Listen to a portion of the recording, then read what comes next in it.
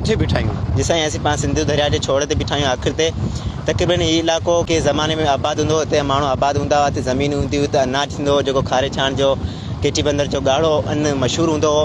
उहो तॾहिं थींदो हो जॾहिं हिते पाणी ईंदो। हीअं तव्हां ॾिसो था सूरत हाल ख़राबु आहे, हिते माण्हुनि जी तक़रीबन 12 महीना ई सिंधु दरिया जे आख़िर में पाणी जेको सो खारो ई खारो हूंदो आहे, जंहिं करे ज़मीनूं आबाद कोन्हे, कंजर पियूं आहिनि, माण्हुनि जेको रोज़गार कोन्हे। ऐं जेको हिते सिर्फ़ु 2 वसीला हूंदा आहिनि कमाइण जा, आबादी कंदा आहिनि, जीअं पाणी हूंदो आहे। ऐं ॿियो हूंदो आहे इहो फिशिंग, मच्छीमार। दरिया जो धंधो हाणे कोन्हे को, माण्हू इंतिहाई मुश्किल ज़िंदगी गुज़ारीनि पिया, इलाही मुश्किलातनि खे फेस कनि पिया। ऐं हिते मेन जेके ज़रूरत हूंदियूं इंसान जे जियापे लाइ, तालीम हूंदी आहे, पाणी पीअण जे लाइ हूंदो आहे, अस्पताल हूंदो आहे, रोड हूंदो आहे, इहे बुनियादी ज़रूरतूं हूंदियूं आहिनि। पर इन्हनि मां हिते असांजे ॻोठ में अथरकी में इहे ज़रूरतूं इन्हनि मां हिकु बि कोन्हे। न तालीम आहे, न वरी पाणी आहे, न रोड अचण वञण जे लाइ रस्तो आहे।